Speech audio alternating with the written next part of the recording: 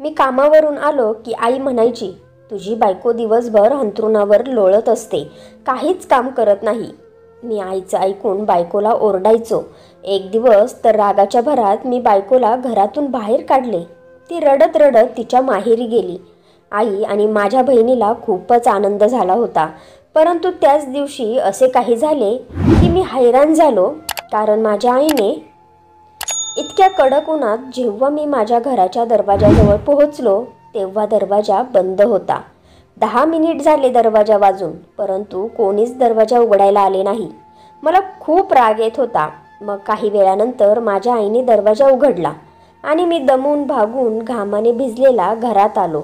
माझ्या आईने मला पाण्याचा ग्लास दिला आणि म्हणू लागली, हे बघ, घरातली सगळी कामं मी केली आहेत, झाडून घेतले आहे, सगळं घर पुसून घेतलं आहे आणि एवढा मोठा भांड्याचा पाळासुद्धा घासला आहे. आता माझ्या हाडामध्ये एवढा दम राहिला नाही की घरसुद्धा मीच सांभाळू. तू जरा तुझ्या बायकोला जाऊन बघ, ती दिवसभर काय करत असते. मी जेव्हा माझ्या खोलीत गेलो तेव्हा मी बघितले की माझी बायको सुनीता आरामात बेडवर झोपली आहे. मला खूप राग आला होता आणि तिच्या शेजारी माझी मुलगीसुद्धा झोपली होती. संपूर्ण दिवस मी ऑफिसमध्ये मेहनत करतो, माझं डोकं खर्ची करतो आणि बॉसची कटकटीसुद्धा ऐकायला लागतात आणि यानंतर 2 बस बदलून घरी येतो आणि या सुनीताला बघा किती आरामात झोपली आहे. रागात येऊन मी तिला आवाज मारू लागलो तेव्हा ती जागी झाली आणि सोबत झोपलेली माझी मुलगीसुद्धा जागी झाली आणि रडायला लागली होती. सुनीता लगेच उठली आणि सोनूची दुधाची बाटली धुवून त्याच्यात दूध टाकून तिला देऊ लागली. तेव्हा सोनू शांत झाली. सुनीता थोड्या वेळ सोनूजवळच बसली आणि मी हात धुण्यासाठी बाहेर निघून गेलो. माझी आई बाहेर उभीच होती. ती मला म्हणायला लागली, बघितले का तू तुझ्या डोळ्यांनी, तू गेल्यानंतर तुझी बायको बेडवरच पडून असते आणि घरातली सगळी कामं मीच करते. मी विचार केला की रात्री झोपताना सुनीतासोबत या विषयावर बोलू, परंतु रात्री सोनूला झोपवता झोपवता खूपच वेळ झाला होता. तरीही सोनू झोपत नव्हती. त्यामुळे सुनीता सोनूला घेऊन दुसऱ्या खोलीत निघून गेली होती. परंतु या व्यतिरिक्त खूप वेळ मला सोनूचा रडायचा आवाज येत होता. सोनू रडत होती त्यामुळे मी कितीतरी तास झोपू शकलो नव्हतो. मग माहिती नाही कधी माझा डोळा लागला. दुसऱ्या दिवशी कमी झोप झाल्यामुळे माझं डोकं खूपच दुखू लागलं होतं. माहिती नाही सुनीता किती वेळ झोपली नसेल. असो, मी माझ्या खोलीत जायला लागलो तर माझ्या आईने पुन्हा मला मागून आवाज दिला आणि म्हणाली, तुला चहा पाणी हवा की नाही हे विचारायला तुझ्या बायकोला सांग जरा. जेव्हा बघावं तेव्हा बेडवर लोळत पडलेली असते. सोनूचं कारण पुढं केलं आहे नुसतं आणि स्वतः झोपा काढत असते. आईचं ऐकून मला सुनीताचा खूप राग आला. मी जेव्हा माझ्या खोलीत गेलो तेव्हा सुनीता पुन्हा झोपली होती. मी तिला रागात आवाज दिला. तिला म्हणालो, शेवटी तू घरात करत काय असते, जेव्हा बघावं तेव्हा झोपा काढत असते. माझ्या या बोलण्यामुळे ती मला हैराण होऊन बघू लागली. ती रडायला लागली आणि म्हणू लागली, अहो माझं खूपच डोकं दुखत आहे हो. मग मी रागात माझ्या बायकोला बघितले आणि खोलीच्या बाहेर निघून गेलो. मी माझ्या आईच्या खोलीत गेलो. आज तर माझी मोठी बहीणसुद्धा आली होती. मला बघून ती बडबड करायला लागली, म्हणू लागली, तुला तर तुझ्या आईची थोडीसुद्धा काळजी नाही. तू फक्त तुझ्या बायकोची काळजी घे. मी जेव्हा येते तेव्हा तुझ्या बायकोला आराम करतानाच पाहिले आहे. घरात ती करते तरी काय रे. मी शांत बसलो. थोड्या वेळ बसल्यानंतर मी किचनमध्ये गेलो तेव्हा माझी बायको सुनीता तिथे होती. माझ्या आईला बीपीचा त्रास होता म्हणून माझ्यासाठी वेगळे आणि आईसाठी कमी तेलातले आणि कमी मिठाचे जेवण ती बनवत होती. कधीकधी सुनीता बिझी असताना आई तिच्यासाठी थोडंफार जेवण बनवत असायची. रात्री पुन्हा सोनूच्या पोटात दुखू लागलं होतं. ती खूप रडू लागली होती. जेव्हा मी गाढ झोपेत होतो तेव्हा तिच्या रडण्याचा आवाज आला. मी रागाच्या भरात सुनीताकडे पाहिले आणि तिला म्हणू लागलो, तू तर दिवसभर झोपा काढत असते, त्यामुळे तुझी झोप पूर्ण होते. मग माझी झोप का खराब करतेस. तिला घेऊन दुसऱ्या खोलीत निघून जा. सुनीता गुपचूप उठली आणि सोनूला घेऊन दुसऱ्या खोलीत निघून गेली आणि मग मी आरामात झोपलो. दुसऱ्या दिवशी मी ऑफिसला गेलो होतो. तिथे संपूर्ण दिवस मी खूप टेन्शनमध्ये होतो. एकतर झोप पूर्ण झाली नव्हती. माझ्यासाठी मी चहाचा कप मागवला आणि चहा पिऊ लागलो. बॉसने सुद्धा आज खूप कामं दिली होती. मी चहासोबत एक पेन किलरसुद्धा घेतली. सकाळी जेव्हा घरातून निघालो तेव्हा सुनीताने टिफिनसुद्धा दिला होता. चहा पिल्यानंतर 1 तासाने मी लंच केला आणि मग ऑफिसमध्ये राहिलेले काम पूर्ण करू लागलो. 3 वाजता ऑफिस सुटायचे, परंतु माझे काम अजूनही पूर्ण झाले नव्हते, कारण आज माझी तब्येत खूपच खराब झाली होती. माझी खूप चिडचिड होत होती. एकतर सोनूने खूप त्रास दिला होता आणि दीदीची 2 मुलंसुद्धा आली होती. असो, 4 वाजेपर्यंत मी माझे काम पूर्ण केले आणि त्यावेळी माझी बससुद्धा निघून गेली होती. खूप वेळ मी दुसऱ्या बसची वाट बघत होतो. यानंतर माझी बस आली आणि मी त्याच्यात बसलो. बाहेर ऊन खूप होते, त्यामुळे गरमसुद्धा खूप होत होते. मी घरी आलो तेव्हा सुनीता खोलीतच होती आणि सोनूला झोपवले होते. मी रागात तिला बघितले आणि म्हणालो, तू आत्ता झोपेतून उठली आहेस? परंतु ती म्हणू लागली, नाही, सोनूची तब्येत खूप खराब होती. तिला औषधं देऊन आत्ताच झोपवले आहे. तिच्या पोटात खूप दुखत होते. सुनीता उठली आणि मला पाणी घेऊन आली. मी तिला चहा बनवायला सांगितला. सुनीता चहा बनवायला किचनमध्ये गेली तेव्हा माझी आई खोलीत येऊन बसली. मी माझ्या आईला तिची हालचाल विचारली तर ती म्हणू लागली, संदीप, तुझी बायको आत्ता उठली आहे, काहीच काम करत नाही. सगळं काम मलाच करावं लागतं. सोनूचं कारण देते आणि बघावं तेव्हा झोपा काढत असते. या वयात आता मी घर सांभाळू का? आईचं बोलणं ऐकून मला सुनीताचा खूपच राग आला होता. मी ताडकन उठलो आणि किचनमध्ये गेलो जिथे सुनीता होती. मी तिच्यावर खूप ओरडायला लागलो. म्हणालो, आत्ताच्या आत्ता चालती हो माझ्या घरातून. तू तुझ्या बापाच्या घरी निघून जा. इथे तू करतेस काय? सगळं तर आईच करते. तुला फुकटचं खायला आणलं आहे का लग्न करून? निघून जा इथून. मला तुझी काहीच गरज नाही. माझ्या अशा प्रकारच्या बोलण्यामुळे सुनीता मला हैराण होऊन बघू लागली आणि काळजीत पडली. म्हणायला लागली, अहो संदीप, झालं काय आहे तुम्हाला? तुम्ही मला इतके का ओरडत आहात? माझी काय चुकी झाली? ती एवढं बोलत असतानाही मी तिच्याकडे रागाने बघत होतो आणि तिला म्हणालो, माणूस कशासाठी लग्न करतो? त्याच्या बायकोने त्याचं घर सांभाळावं म्हणून ना, त्याच्या मुलांना सांभाळावं, काळजी घ्यावी म्हणून ना. माझी आई एवढी म्हातारी झाली आहे आणि या वयात ती घरातलं काम करताना चांगलं वाटतं का? तुला माझ्या आईच्या तब्येतीची थोडीसुद्धा काळजी वाटत नाही का? एकतर तिची तब्येत सारखी बिघडलेली असते. सुनीता माझ्याकडे खूप आश्चर्याने बघत होती. म्हणू लागली, नाही संदीप, घरातलं सगळं काम मी स्वतः करते आणि सगळं काम केल्यानंतरच माझ्या खोलीत जाऊन आराम करते. रात्रभर मला सोनू झोपून देत नाही, म्हणून मी खोलीत आराम करत असते, पण सगळं काम करूनच. सुनीता, एवढं बोलून सुद्धा मी एका गोष्टीवर ठाम होतो. नाही, मी स्वतः काल माझ्या डोळ्यांनी बघितलं आहे. तू दिवसभर काय करत असतेस? जेव्हा मी ऑफिसवरून घरी येतो तेव्हा तू झोपलेलीच असते. सुनीता शांत बसली होती, काहीच बोलली नाही. त्यामुळे मला राग खूप आला होता. मी तिला रागातच म्हणालो, आत्ताच्या आत्ता माझ्या घरातून चालती हो आणि तुझ्या बापाच्या घरी निघून जा. जेवढा आराम करायचा आहे तिथे जाऊन कर. सुनीता काहीच बोलली नाही आणि तिच्या भावाला फोन केला. काही वेळातच तिचा भाऊ तिला न्यायला आला. तिने स्वतःचे आणि सोनूचे सामान पॅक केले. जेव्हा मी बघितले की ती सोनूचे सुद्धा सामान पॅक करत आहे तेव्हा मला खूप राग आला. मी सोनूचे सगळे सामान तिच्या बॅगेतून काढून टाकले आणि तिला ओरडलो, तुला जायचे असेल तर जा, पण माझ्या मुलीला तुझ्यासोबत न्यायचे नाही. मी तिला पाठवणार नाही. सुनीता खूपच रडत होती आणि हट्ट करत होती की सोनू माझ्याशिवाय राहणार नाही. तुम्ही तिला कसं काय सांभाळणार? मी तिला म्हणालो, तू घरात फक्त एकच काम तर करते. तुला फक्त सोनूला सांभाळायचे असते आणि घरातले सगळी कामं माझी आईच करते. मग माझी आई सोनूला पण सांभाळेल आणि ऑफिसवरून आल्यानंतर मी सांभाळेल. त्यामुळे तुला काळजी करायची काहीच गरज नाही. सुनीताचा भाऊ बाहेर गाडीत बसून हॉर्न देत होता. सुनीताच्या माहेरची लोक खात्यापित्या घरचे होते. त्यांची परिस्थिती खूपच चांगली होती. परिस्थिती तर आमची सुद्धा ठीक होती.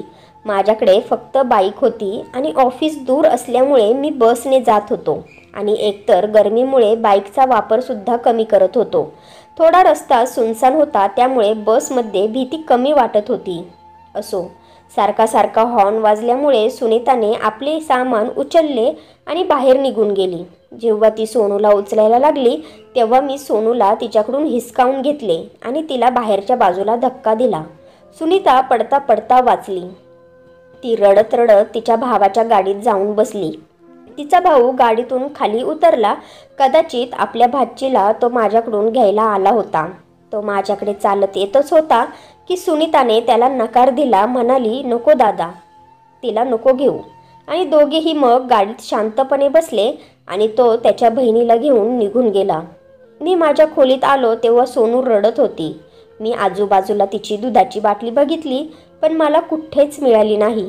जेव्हा मी किचनमध्ये गेलो तेव्हा दुधाची बाटली तशीच सिंकमध्ये पडली होती.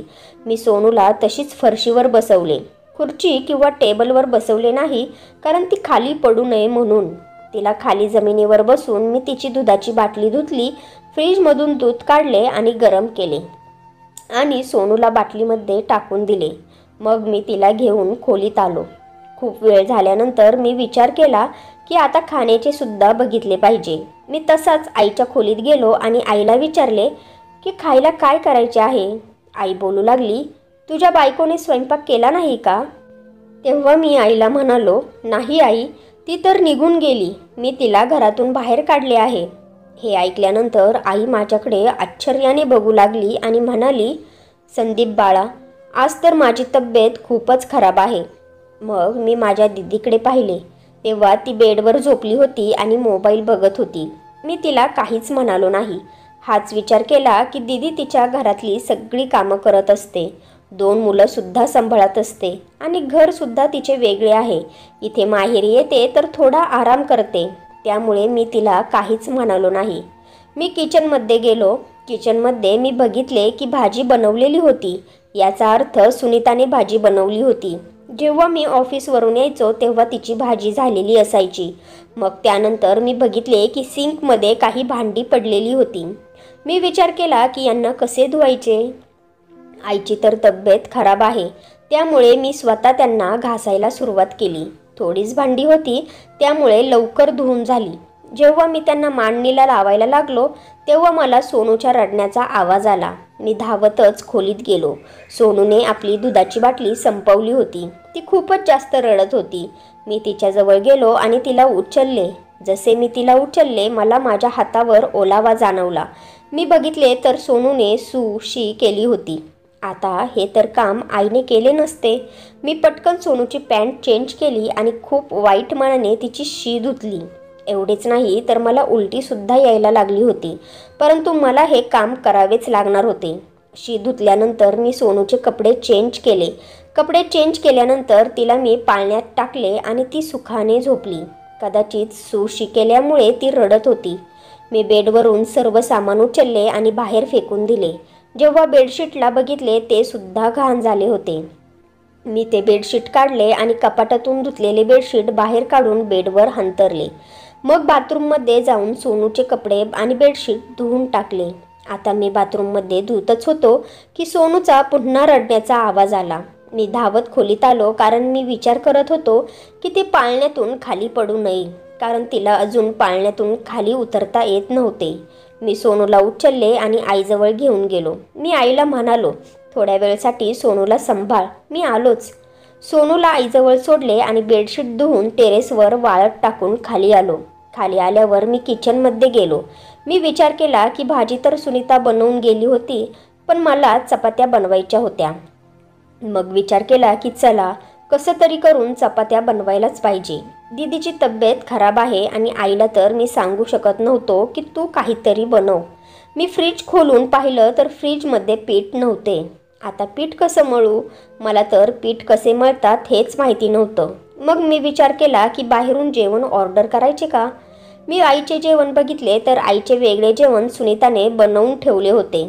फक्त चपात्या तेवढ्या राहिल्या होत्या. मी हॉटेलमधून गव्हाच्या रोट्या ऑर्डर केल्या आणि मग आईच्या खोलीत गेलो, कारण मला सोनूच्या रडण्याचा आवाज येत होता. मी सोनूला तिथून उचलून आणले आणि तिला शांत करण्याचा प्रयत्न करू लागलो, परंतु मला जाणवले की कदाचित तिला भूक लागली होती. मी किचनमध्ये गेलो आणि तिच्यासाठी सॅरलॅक बनवले. पहिले तर मला समजलेच नाही की सॅरलॅक कसे बनवायचे. मग त्या डब्यावर लिहिले होते की ते कसे बनवायचे. मी तसेच बनवले आणि सोनूला भरू लागलो. तिने खाता खाता पुन्हा कपडे भरवले होते. तिला खाऊ भरवल्यानंतर तिचे कपडेसुद्धा मी चेंज केले. त्याचवेळी रोट्यासुद्धा आल्या होत्या कदाचित. सोनूला बेडवर बसून तिच्यासमोर छोटी मोठी खेळणी ठेवली तेव्हा ती त्याच्यासोबत खेळायला लागली. इतक्यात दरवाजावर बेल वाजली. कदाचित हॉटेलवाल्याने रोट्या पाठवल्या होत्या. मी रोटे घ्यायला बाहेर गेलो आणि रोटे घेऊन किचनमध्ये आलो तेव्हा बघितले की भाजी थंड झालेली होती. कारण खूप वेळ अगोदर सुनीताने भाजी बनवली होती. कदाचित याच्यामुळे की त्यावेळेस सोनू झोपली होती त्यामुळे तिने भाजी बनवून घेतली असेल. कारण लहान मुलांना सांभाळायचं एवढं सोपं काम नाही. मागच्या या 3 तासात मला हे जाणवलं होतं. मी आईजवळ गेलो आणि आईला म्हणालो, आई तेवढी भाजी गरम करून घे ना. परंतु आईने लगेच उत्तर दिले, नाही संदीप बाळा, मला तर चालायची सुद्धा आज हिंमत होत नाही. मी किचनमध्ये आलो आणि माझी आणि आईची भाजी गरम केली. आईचे जेवणाचे ताट केले आणि तिला खोलीत देऊन आलो. मी माझे जेवण माझ्या खोलीत घेऊन आलो. सोनू अजूनपर्यंत तिच्या खेळण्यांसोबत खेळत होती. मी लवकरात लवकर मोठमोठे घास तोडून खाऊ लागलो. हाच विचार केला की जर सोनूने रडायला सुरुवात केली तर भाजी आणि रोटी थंड होऊन जाईल. त्यामुळे मी लवकरात लवकर जेवण संपवले. आता जेवण झाले होते की सोनूने पुन्हा रडायला सुरुवात केली होती. मग मी सोनूला उचलले आणि तिला कडेवर घेऊनच किचनमध्ये खरकटी भांडी ठेवू लागलो. कॉफी पिण्याचा खूपच मूड झाला होता. माझ्या लक्षात होते की या वेळेला जेवण झाल्यानंतर सुनीता मला कॉफी किंवा चहा बनवून देत होती. ती माझ्याजवळ यायची आणि म्हणायची, तुम्ही खूप थकले असाल ना, डोके चेपून देऊ का पाय दाबून देऊ. आणि ती माझं डोकं दाबायला सुरुवातसुद्धा करायची तर कधी पाय दाबायची आणि मग मला सुख मिळायचे. मी किचनमध्ये आलो तर होतो पण मी कॉफी बनवू शकत नव्हतो कारण माझ्याजवळ सोनू होती. मी पुन्हा माझ्या खोलीत आलो. सोनूला एक खेळणं खेळायला दिलं आणि पटकन किचनमध्ये येऊन तिची दुधाची बाटली धुतली. त्यामध्ये दूध टाकलं आणि ओव्हनमध्ये ठेवलं. फक्त 1 मिनिटातच दूध गरम झालं होतं. मी लगेच दुधाची बाटली घेऊन खोलीत आलो तोपर्यंत सोनूच्या रडण्याचा आवाज येत होता. मी सोनूला दुधाची बाटली दिली आणि ती शांत झाली. त्यानंतर मी सोनूला उचलले आणि तिला कुशीत घेऊन फेऱ्या मारू लागलो. काही वेळानंतर ती झोपून गेली. मी स्वतः तिच्याजवळ झोपलो. माहिती नाही माझा डोळा कधी लागला कारण मागच्या 2-3 तासापासून माझी सुद्धा तब्येत ठीक नव्हती आणि मला खूप दमल्यासारखं वाटत होतं. अर्ध्या रात्री माझे डोळे उघडले कारण मला असे जाणवले की माझे अंथरूण ओले झाले आहे. मी पटकन साईड लॅम्प ऑन केला आणि बघितले की सोनूने सू केली होती. मी पटकन तिची पॅन्ट चेंज केली, तिचे कपडे चेंज केले. कपाटातून अजून एक बेडशीट काढली आणि ती सुद्धा चेंज केली. झोप एवढी आली होती की ते कपडे आणि बेडशीट मी तसेच बाथरूममध्ये फेकून दिले आणि स्वतः झोपलो आणि सोनूला सुद्धा झोपवले. सकाळी उठलो तेव्हा खूपच वेळ झाला होता. तोपर्यंत आईने नाश्ता केला होता. परंतु मी जेव्हा फ्रेश होऊन आलो तेव्हा आईने मला नाश्त्यासाठी विचारले देखील नाही. माझ्या दीदीची मुलं सुद्धा अंगणात खेळत होती. दीदीने सुद्धा मला नाश्त्यासाठी विचारले नाही. मग मी स्वतः किचनमध्ये आलो आणि फ्रीजमधून ब्रेड बटर काढले आणि गरम न करताच लवकर खायला सुरुवात केली. कारण नाही मला पराठा बनवायला येत होता, नाही मला तेवढा वेळ होता. तसे तर मला नाश्त्यामध्ये पराठा आणि दही आवडत होते. मला माहिती नाही की सुनीता कधी आणि कसे दही बनवत होती, किती दूध टाकत होती आणि त्यात दही किती मिक्स करत होती. मला तर प्रत्येक गोष्ट वेळेवर हातात मिळत होती. असो, मी ब्रेड खाल्ले आणि लवकरात लवकर तयार होऊन ऑफिसला निघून गेलो आणि सोनूला आईजवळ सोडले. संपूर्ण दिवस ऑफिसमध्ये बिझी राहिल्यानंतर जेव्हा मी घरी आलो तेव्हा मला लांबूनच सोनूचा रडण्याचा आवाज येत होता. मी दरवाजा वाजवला तर आईने दरवाजा उघडला होता. सोनू हॉलमध्ये फरशीवर खाली बसून रडत होती. तिच्या आजूबाजूला खूप सारी खेळणी दिसत होती. जेव्हा मी आत गेलो तर मला पाहून ती आणखीनच जास्त रडायला लागली आणि बोबड्या शब्दात पापा पापा म्हणायला लागली. कधी पापा तर कधी मम्मा मम्मा म्हणत होती. मी पटकन तिला उचलले तर तेव्हा तिने पॅन्टमध्ये शी केली होती. माझा हात घाण झाला होता. मी खूप त्रासलो होतो आणि आईकडे पाहू लागलो आणि आईला म्हणालो, आई तुला येत नाही तर दीदीला तरी सांगायचे ना. शेवट सोनूसुद्धा तिची कोणीतरी लागते ना. भावाची मुलगी आहे, कमीत कमी मजबुरीमध्ये तरी तिने काहीतरी काम केले असते. तेव्हा आई म्हणू लागली, नाही बाळा, तुझी दीदी तर दुपारीच निघून गेली. 1 महिना झाला तुझी दीदी मला भेटायला आली नव्हती, त्यामुळे ती मलाच भेटायला आली होती. मी आईला म्हणालो, दीदीला एवढे तरी कळायला हवे होते की तुझी तब्येत एवढी बरोबर नाही. 3-4 दिवस अजून राहिली असती तर काय झाले असते. मला तर कळून चुकले होते की घरातले असे वातावरण बघून ती तिच्या घरी निघून गेली होती. कारण मागच्या वेळी ती जेव्हा आली होती तेव्हा 15 दिवस राहून गेली होती आणि मला स्वतःला जाणवले होते की तिची दोन्ही मुलंसुद्धा सुनीतानेच सांभाळली होती आणि दीदी आराम करत असायची. तरीसुद्धा त्यांच्या तोंडी हेच असायचे की सुनीता चांगल्या प्रकारे आमची काळजी घेत नाही, आमच्यावर लक्ष देत नाही. मी हाच विचार करत होतो की सोनूचा जोरजोरात रडण्याचा आवाज आला.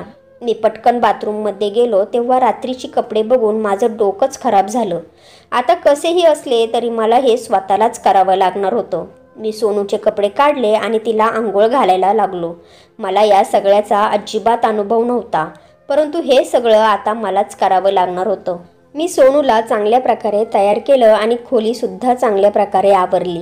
मग लगेच बाथरूममध्ये जे घाण कपडे होते त्यांना धुतले. माझा शर्टसुद्धा धुतला आणि टेरेसवर सुकवायला निघून गेलो. मला भरपूर काही आठवत होते की एवढं सगळं काम केल्यानंतर सुनीताच्या कपाळावर आठ्या कधीच आल्या नव्हत्या. जर तिला मी काही बोललो तर ती हसून विषय टाळायची. या व्यतिरिक्त सुद्धा ती माझी खूप काळजी घेत होती. हे सगळं काही आईमुळेच झाले होते. कारण आई मला प्रत्येक वेळेस टोमणे द्यायची, म्हणायची तुझी बायको घरात काहीच काम करत नाही. माहिती नाही आईला सुनीताचा एवढा का राग येत होता. मी किचनमध्ये गेलो. तिथे काहीच बनवलेले नव्हते, फक्त आईचे जेवण बनवले होते. सोनूला गरम दूध करून दिले आणि हाच विचार करत होतो की इतकं भडकावल्यानंतर आईने एवढेच केले की स्वतःसाठी कमी मिठातले आणि कमी तेलातले जेवण बनवले, पण स्वतःच्या मुलाला विचारले सुद्धा नाही. आई त्यावेळेस म्हणायची की सगळी भांडी मीच घासत होते, परंतु आता तर खरकटी भांडी सिंकमध्ये तशीच होती. आई हे सुद्धा म्हणत होती की मी फरशी पुसते, परंतु 2 दिवसांपासून फरशी घाणच दिसत होती. मी किचनमध्ये गेलो आणि काही भांडी घासली. किचन आवरलं आणि खोलीत येऊन सोनूला उठवले आणि तिला प्रेम करू लागलो. सोनूला म्हणालो की चल बाळा आता. जेव्हा मी बाहेर निघालो तर आई म्हणाली, संदीप बाळा कुठे जात आहेस? मी आईला म्हणालो, आई मला माहिती आहे मला कुठे जायचे आहे. हे बोलताना मी माझी बाईक काढली आणि सोनूला पुढे बसवले आणि बाईकला त्या बाजूला नेले जिथे मला जायचे होते. मला समजले होते की मी सुनीताशिवाय अपूर्ण आहे, माझ्या बायकोशिवाय माझं घर अपूर्ण आहे. हे सगळं काही माझी मुलगी, माझे घर, माझ्या बायकोने तर सांभाळलं आहे. मला अजूनसुद्धा आठवत होते की सकाळी ऑफिससाठी कपडे काढून ठेवणे माझ्यासाठी किती अवघड काम झाले होते. ते तर सुनीताचीच कृपा झाली, कारण तिने माझी काही कपडे प्रेस करून कपाटात ठेवले होते. मी याच विचारात होतो की मी सुनीताच्या माहेरी पोहोचलो. मी दरवाजा वाजवला तर दरवाजा सुनीताच्या वहिनीने उघडला होता. मी त्यांना नमस्ते करून आतमध्ये आलो. त्यांनी सोनूला माझ्याकडून घेतले आणि तिला प्रेम करू लागल्या. मी त्यांना सुनीताबद्दल विचारले तेव्हा त्यांनी मला सांगितले की सुनीता तिच्या खोलीत बसली आहे. मी जेव्हा सुनीताच्या खोलीत गेलो तेव्हा मी हे बघून हैराण झालो की सुनीताचे डोळे रडून रडून सुजले होते. कदाचित ती खूप जास्त रडली होती. मी तिला आवाज दिला. ती मला बघून खूप हैराण झाली होती आणि लगेच उठून उभी राहिली आणि सोनूबद्दल विचारायला लागली. ती बाहेर पळतच गेली आणि सोनूला आपल्या कुशीत घेऊन चुंबन देऊ लागली. हे सगळं बघून मला खूप आनंद झाला होता. मी सुनीताचा हात पकडला आणि तिला म्हणालो, सुनीता मी माफी मागायला आलो आहे. तुझ्याशिवाय माझं घर अपूर्ण आहे ग. मी बोलतच होतो की ती हसायला लागली आणि सोनूला प्रेम करू लागली. ती एक पत्नी होती आणि एक आईसुद्धा होती. ती खूप आनंदाने माझ्यासोबत माझ्या घरी आली. फक्त या 2 दिवसात मला जाणवले होते की एका पत्नीशिवाय घर, पती आणि मुलं सगळं काही अपूर्ण आहे. तिच्याशिवाय घराला घरपण नाही. तर फ्रेंड्स, तुम्हाला ही स्टोरी आवडली असेल तर व्हिडिओला लाईक करा आणि आपल्या नात्यांचा स्पर्श या चॅनेलला सबस्क्राईब करा आणि बेल आयकॉनवर क्लिक करून ऑलवर सेट करा, म्हणजे पुढची व्हिडिओ तुम्हाला लगेच भेटेल. धन्यवाद.